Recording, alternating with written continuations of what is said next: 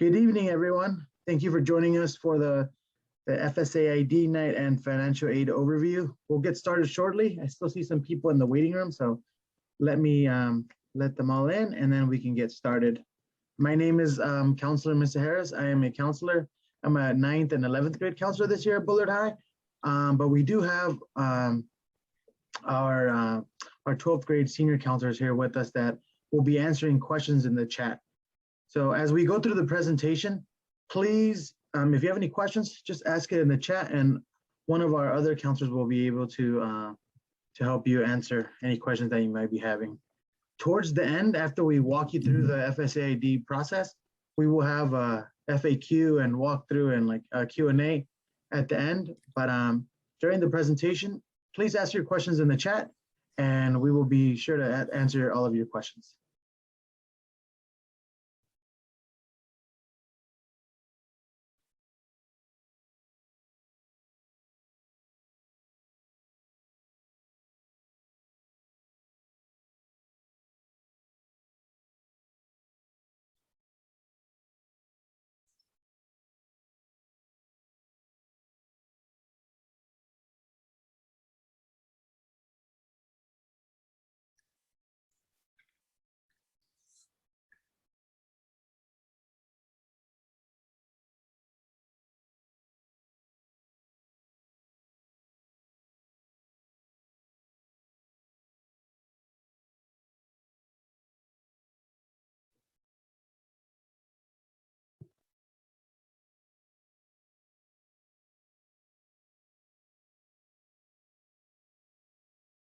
All right, we will get started.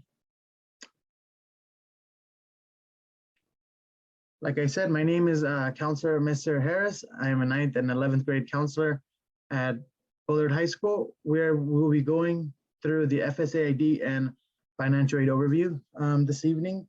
Like I said, please, if you have any questions, please put it in the chat and we will do our best to answer your questions. All right, so first we have a small video for you to watch just to understand what the FSA ID is, how it ties in with the actual free applications for federal student aid, and other questions that this video might answer. So we'll go ahead and watch this video. If you're interested in financial aid for college or career school, you're going to need to fill out the free application for federal student aid, or FAFSA. It takes most people about 30 minutes to complete online, and the best part, it's 100% free, and it provides you with access to grants, loans, and work-study funds from the federal government. And many colleges and states use FAFSA information to provide their own college or state financial aid. Before you fill out the FAFSA, it's a good idea to create your FSA ID, a username and password that lets you electronically sign your FAFSA and gives you access to various websites related to federal student aid. And here's an important tip. If your parent is providing information on your FAFSA, he or she will need his or her own FSA ID. Visit studentaid.gov/FSA ID for more information. Your FAFSA can be completed online at FAFSA.gov, and help is provided throughout the online application process. You will need to fill out the FAFSA each year you are in school because your financial situation may change. Plus, you may be able to automatically transfer your tax data from the IRS, making the application even quicker to fill out. Each state and college or career school sets its own deadline for the FAFSA, so it's best to get it done early. Since some of the funds are available on a first-come, first-served basis, you don't want to miss out. Now that you know about the FAFSA, you might be asking, well, how much money will I get? Your college or career school will do the math, and there's a simple formula that they use. First, the college takes your cost of attendance, which is the total amount it will cost you to go to that school. Your cost of attendance will vary from school to school. Then, the college subtracts your expected family contribution, or EFC. Your EFC is based on information provided in your FAFSA and will not change based on the school you attend. However, the EFC is not necessarily the amount of money you will have to pay. Basically, your cost of attendance minus your EFC equals your financial need. Your college uses your financial need and other information to determine how much financial aid you can receive. See? Pretty simple. If you have questions or need more information, please visit studentaid.gov.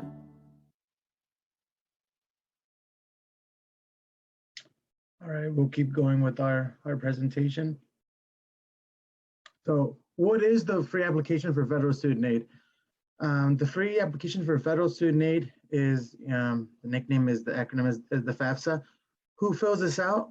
Students who will be attending a 4-year or 2-year college or university should fill this application out for funds, to receive funds from the government, both, and there's different types of aid that is available. There's, just straight aid from the government. There's loans, there's student work that can be used to aid the financial aid process. When do I apply? The FAFSA opens on October 1st and closes on March 2nd. And why do I need to apply? Because college can get very expensive, and most students need aid, grants, scholarships, low interest notes if needed, and scholarships. And community college is technically free since the class of 2020, but you must submit the FAFSA in order to receive funds. It doesn't matter how much money you make for community college, but you do need to complete the FAFSA. How do I apply for the FAFSA? Like you saw in the video, you apply at fafsa.ed.gov. At least the student and at least one parent must have an FSA ID, which is your electronic signature to sign the free application for federal student aid. You will not be able to complete the FAFSA unless you have an FSA ID. So it is imperative to create an FSA ID before you begin the FAFSA on October 1st. Counselors will be holding workshops to help you. Our first workshop will be on October 7th on a Thursday, and our next workshop will be in November 9th, I believe. And what do you need to apply to the free application for federal student aid? You will need your social security number. If you do the California DREAM Act, and if you do not have a social security number, we will help you apply, but that's something different. We will talk about that in a short while. You also need your name as it appears on your social security card. The student and at least one parent or guardian must have an FSA ID. And if you have a driver's license to help identify you, it will also help in the process.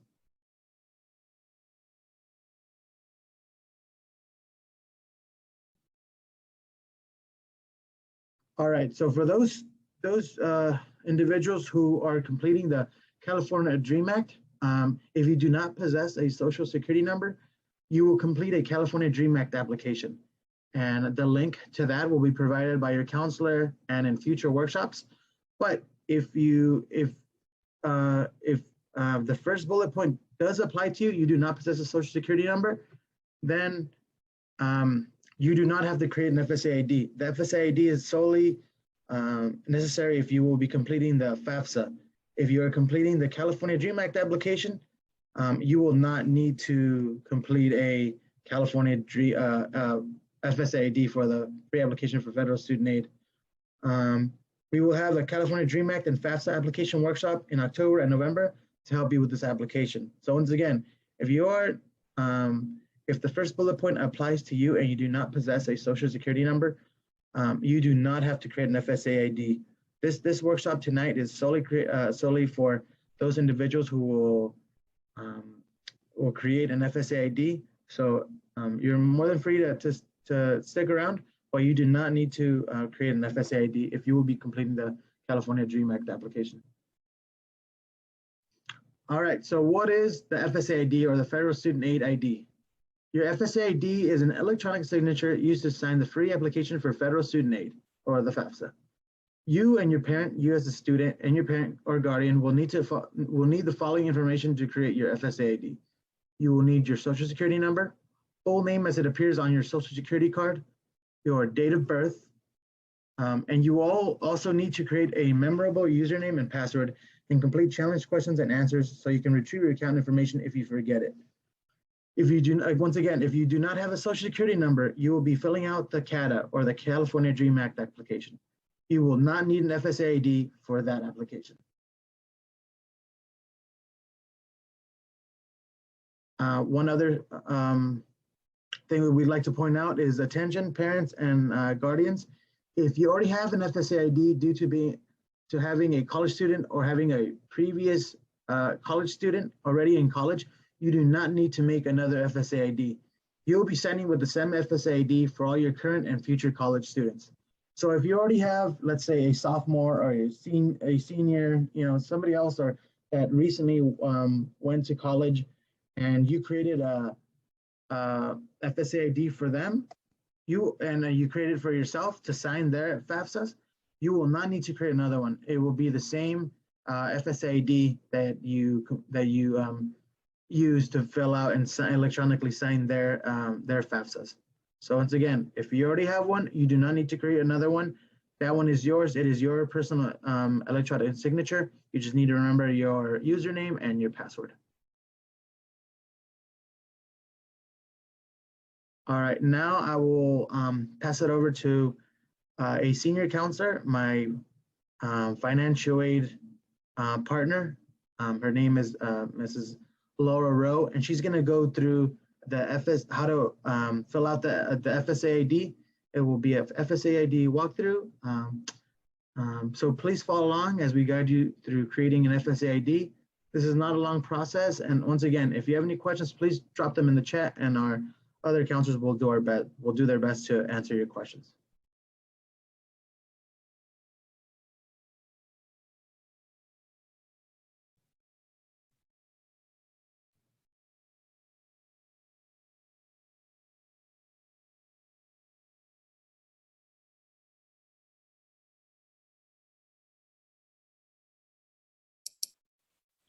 Hi, good evening, everyone. I just want to inform you that we did senior presentations this week, and your students were really good. We had good visits with them. We haven't been in space with them for a long time, so I don't know about them, but for all the senior counselors, it felt really good to see them in their classrooms again and to be able to have some conversations with them. And we had conversations about college and all the workshops we're going to be offering for the remainder of the year. And we focused a lot on financial aid and college applications. And that season is fast approaching us. So for the purposes of this short workshop, we're going to do and we did this with all of your students as well, and most of them should have their FSA ID, their electronic signature. We're going to do an FSA ID walkthrough. Please follow along as we guide you creating an FSA ID. This is not a long process.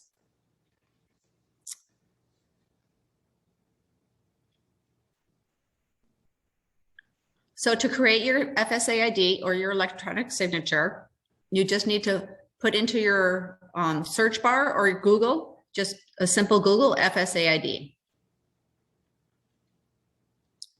And once you do that, I didn't put the whole address in here because it's very long to get right to the page itself. So click on the first link and you should get to this page. You're not going to register for an account or you're not going to log in. You're going to create one. And for those who already have an FSA ID, you can go ahead and you're still on with us. You can go ahead and log in. Your FSA ID doesn't expire. However, if you forgot it, you're going to have to do some troubleshooting to try to, if you forgot your password, you're going to try to, you're going to recover it. In addition, we emphasized so many times to your children that it's really important to remember their passwords. We gave them a password sheet where they can write down all their passwords because they are going to be using this electronic signature for the entire time that they're in college.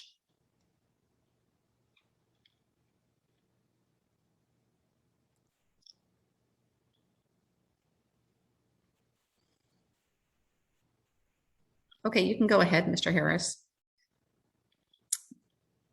And then the next, the next page, the screen would be, it's a very short process to create this.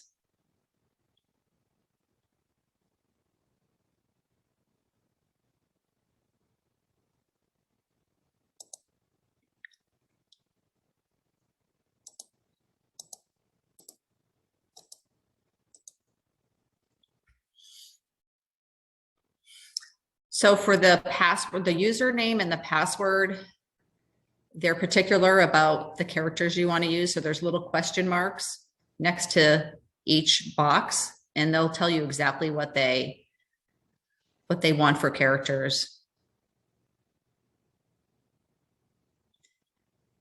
And for Fresno Unified employees, sometimes in the past, the system, the FAFSA system, for some reason didn't like that address. So keep in mind to use I would advise you to use your personal email.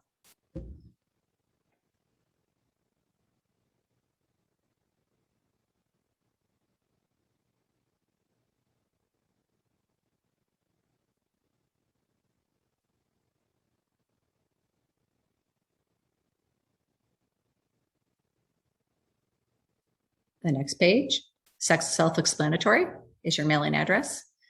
And they asked you your challenge questions because more often than not, people, students, parents, and I'm guilty of that as well, forget their passwords. So they ask you these questions, obviously, so to help you retrieve it. There's several layers of security for your electronic signature.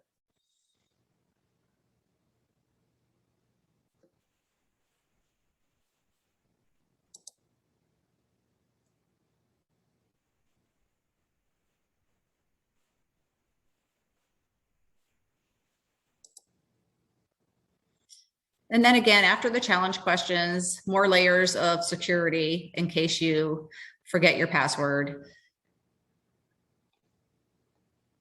They want your cell phone and your email. You don't have to use both, and you don't have to use either. I don't think it's changed, but I would advise you to go ahead and give that information.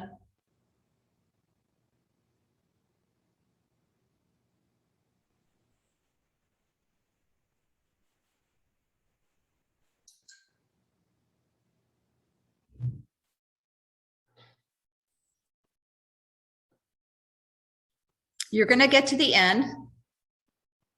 I told you it was a simple, easy process, and it's quick. And when you get to the next page, your account was successfully created, and you can use your FSA ID. You and your student both need one, and you can use it starting October 1st to do the free application for student aid. You're going to check your email, and you'll receive an email from either student aid or FAFSA. I believe it is, or it says FSA ID or student aid, and it'll tell that you have created an FSA ID. And we're going to hold on here a couple minutes for everybody to complete this. I'm going to go ahead and look in the chat.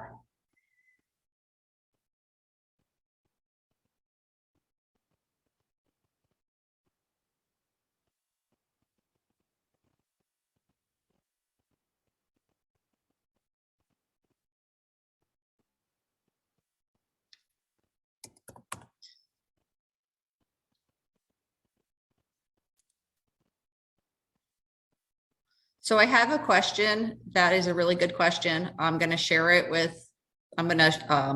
out because it might apply to other people. What if parent and the parent currently receives I'm taking this as the parent does fill out a FAFSA because they're attending college and will apply this October, and your son or daughter needs to fill out the FAFSA as well. So yes, you do it separately. If you already have if you're renewing your FAFSA from last year, or if you're starting one, do one at a time. And at the bottom of the confirmation page, it will say, do you need to do another FAFSA? And then you say, yes, I do. And the reason they ask you this is because they know that sometimes families have more than one child attending college. So what happens if you say yes is they populate that other child's, they take the information from child one and populate it into child two's FAFSA, so you don't have to do it all over again. I have used that for my kids, and it expedites it, and it makes it really easy to do. I'm not sure if that answers your question, but I think that's what you meant.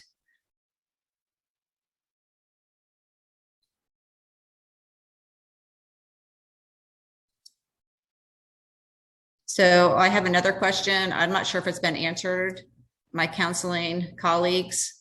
But it says, what if parents are divorced? Who would make an account?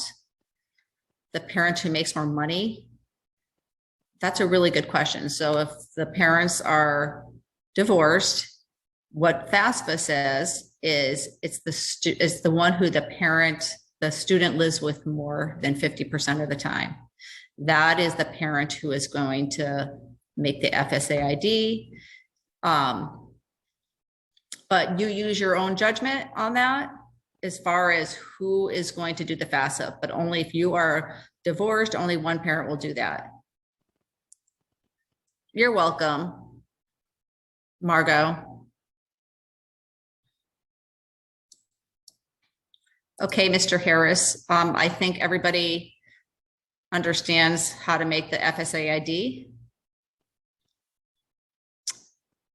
We're going to be offering a lot of support with college applications. If you have had a child in our school, you know how many workshops we offer. We're going to be doing the same thing this year. We have CSU, a CSU representative. We have Fresno City College. We have FAFSA help. We have it all the whole fall and into the spring for FAFSA. So our first FAFSA California Dream Act workshop will be on Thursday, October 7th. You are very welcome to start the FAFSA prior to that because it opens October 1st.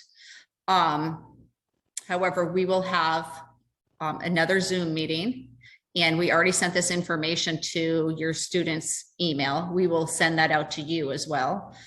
And then our next workshop will be again on Zoom. It will be November 9th. And I don't expect you to remember these dates. I will send out this information to all of the parents.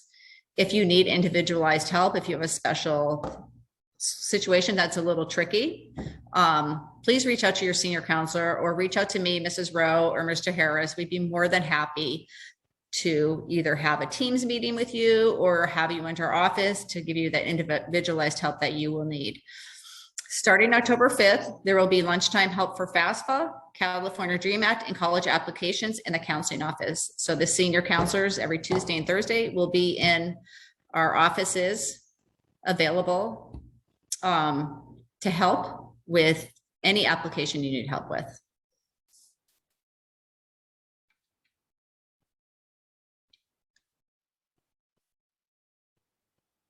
What's the next step after this? Well, I told the seniors this week when we met with them in the classrooms that after they have the FSA ID, that's really half the battle because the FAFSA is pretty straightforward. So complete your FAFSA. You're going to go to fafsa.ed.gov and you're going to do, the application opens on October 1st. Very important to note, you're going to be doing the 22-23 FAFSA.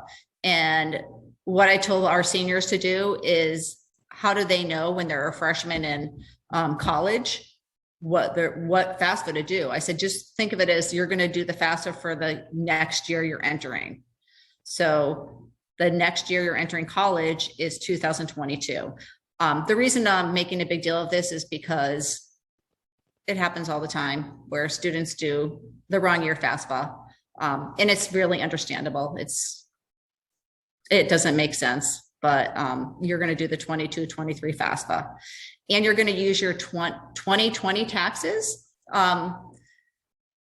Several years back, FAFSA introduced the IRS retrieval tool, which is magic because you're able to have the FAFSA, whatever the machinery, you put in your information and then you say, let the IRS put in all of my information. So you click on it, a button, and everything populates. So your 2020 taxes, boom, will be in there. All you have to do is go through it and add a few things and sign it.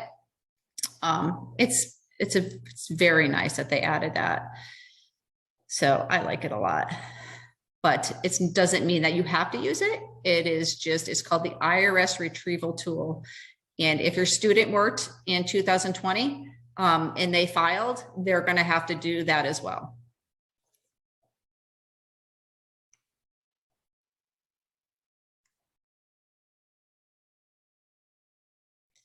And that is the end of our presentation.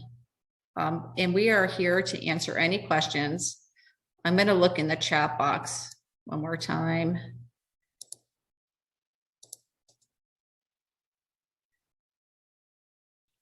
Thank you, my counseling colleagues, for doing an amazing job at answering questions. Always have each other's backs. Thank you. Do we have any questions from parents who might want to just ask us from the group? If you have a question, you can go ahead and just unmute yourself so we can hear you.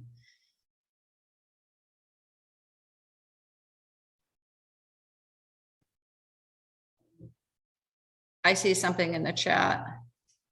Okay.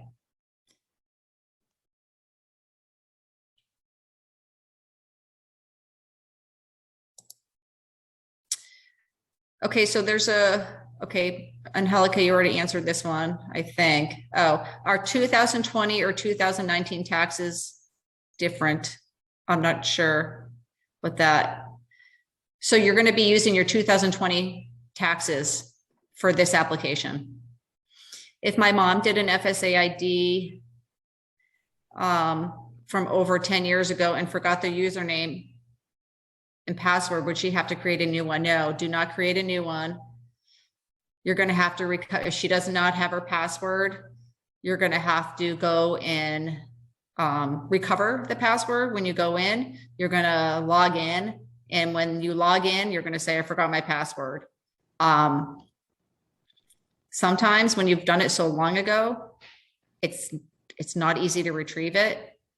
If you keep on having difficulty with it, you can come see me or your counselor, because we often have to call the FAFSA people for extra help when things like that happen. If there are two households, 50-50 custody, will they need taxes from both? I'm not sure about what the situation is, but I'm assuming that it's a situation where the parents are divorced. So when your parents are divorced or they're even separated and living in different homes, it's the parent who the child lives with the most.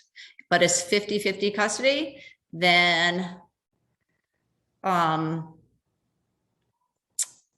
I would just think about FAFSA and how you get financial aid in that case without saying anything more than that. Use your best judgment.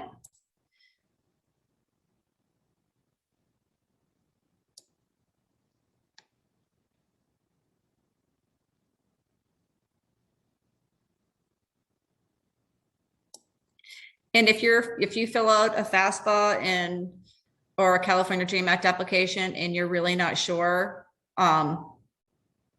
please reach out to me or Caesar first, and then you can connect with your senior counselor as well. because we don't want you to submit it and then have it not be right.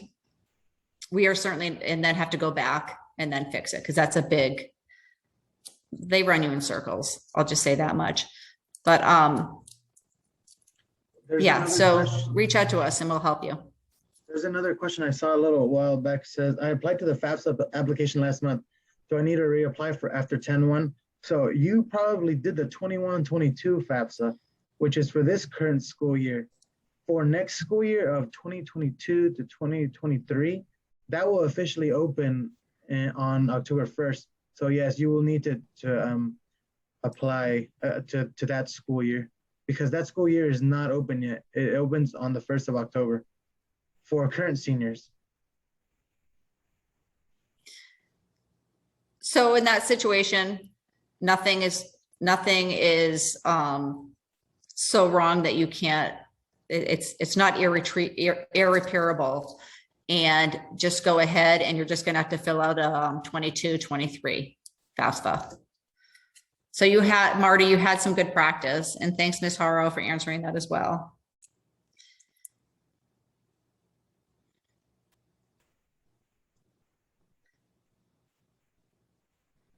Thank you, Mr. Turigian. And I want to emphasize for those parents like me who have 2 kiddos or 3 kiddos in school, or who have 1 and one's entering, use the link at the end of the bottom of the confirmation page that says, do you want to do another FAFSA for one of your child? It reads something like that, because it's a game changer. It just makes things so much easier. Does anybody else have any questions?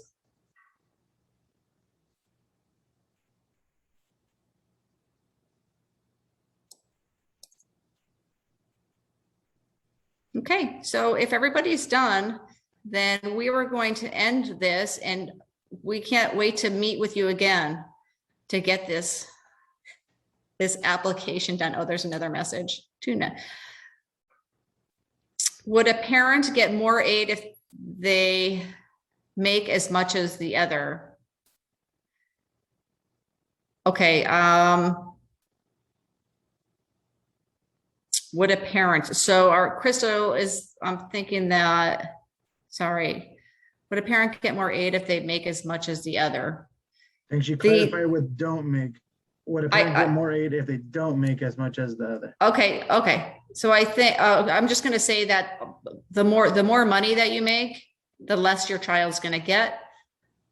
I was pleasantly surprised by some families this year who didn't think they were going to get any kind of money at all, and I kind of concurred with them, but they told me that they got the middle class grant, which they raised the ceiling on that. So they got $2,500. They got a $2,500 grant, which was very helpful. Yeah, but the main message we want to give you all is to make sure you create an FSA ID. How much your child will actually receive, what the expected family contribution will be determined once you complete the actual FAFSA.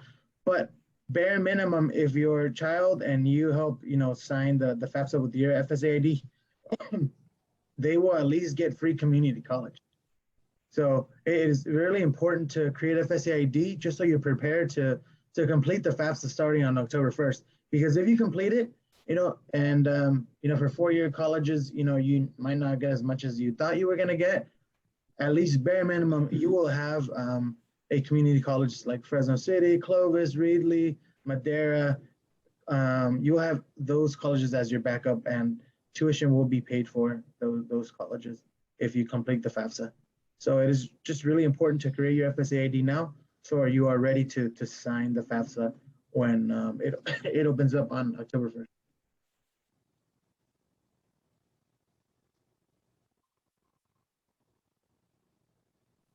And like Mrs. Rowe said, reach out to us. We are the FAFSA people here at Bullard High. Obviously, you can reach out to your student's senior counselor as well, but you can reach out to us if you have any questions. I put in both of our emails in the chat.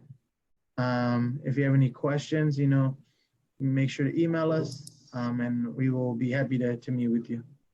And if you need to meet one-on-one, we're also available if you have specific questions. Okay, so we're going to end this meeting right now, and everybody have a great rest of the week. Let's get ready for October 1st when the CSU applications open up and FAFSA opens up. Let's get our kiddos applied. We're here to help you. Thank you. Good night, everybody.